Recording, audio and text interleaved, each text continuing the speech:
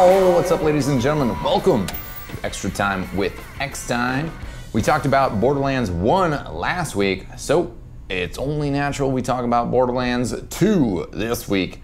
Now, no spoilers in this episode, mainly because I've only played about like 4 hours.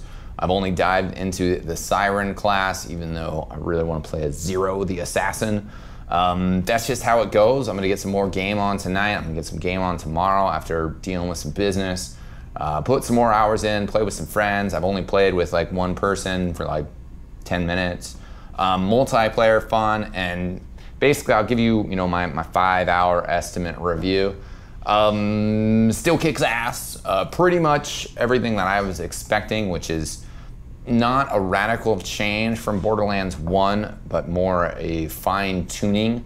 Some of the things as I was playing through Borderlands, I mentioned a bunch of stuff last week, but some of the other stuff, I'd picked up, like a shield that's got like heavy, extreme corrosive resistance, and that would have been helpful if I'd ever fought an enemy that shot corrosive things at me, except for level 6 spitter skags, people that are never gonna threaten me.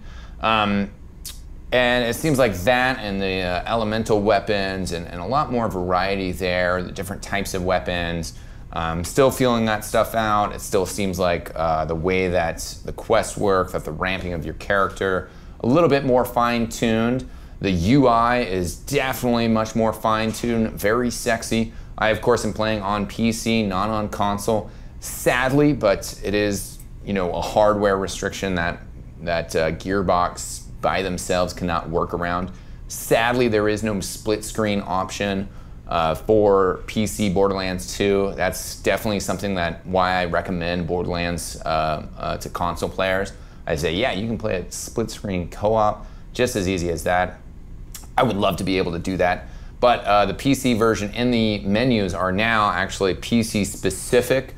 You can use the mouse, and there was some other PC specific graphical tuning, that sort of stuff. There's actually kind of like a fake love note from Claptrap about that. So that's really cool. It seems like actually the game has been pretty difficult so far. I was like doing the opening quest and I was like running out of ammo and almost dying. So yeah, having a lot of fun. Enemies seem varied, not very far in the game. My downsides, however, still the plot and the story. There's cool characters, and the way that the quests work and where it takes me is very cool, but I'm still just really annoyed by like, oh yeah, there's this magical mystical vault and like all these people are hunting for it, and then like I show up and everybody's like, oh yeah, like we're having this tough time with raiders and all this stuff, but like, oh my god, Vault Hunter, like you're so special and I just want to do everything for you because you're a Vault Hunter. Like, aren't there supposed to be like hundreds of people just like me? Like, why am I so special?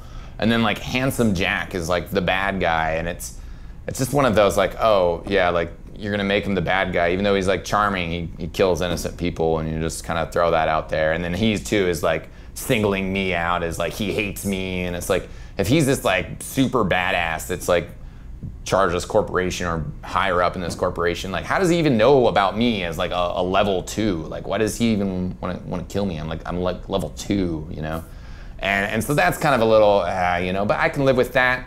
But then still, I just wanted to throw up in my mouth when the guardian angel appeared again on screen. I feel that it's really contrived, and it's just like a super easy way out, and maybe they've kind of dumbed things down and they want to hold people's hands because it's also on consoles and that's a big part of their audience. Maybe that's just me being an elitist PC player saying that, but I just hate the guardian angel aspect of it. I just feel like they're treating me like a kid, and it just makes me want to throw up in my mouth, that she's just like computer virus and that she can hack into these things for me. But then it's like, why are there locked doors if this chick's helping me out and she can hack into anything? It's like, it should just be so much easier if I had like this super virus person, And besides, like, we already did this in Halo, We already had this artificial intelligence that's helping the player out. I just don't like it. But that is really a small bump in the road. I'm still gonna play the shit out of this game. Super stoked to keep playing it, play with friends, play pretty much all the characters. I'll probably try all of them out.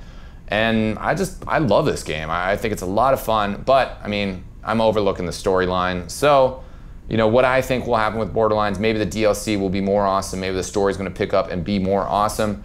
I think that Borderlands will be will be loved and cherished for a long time to come.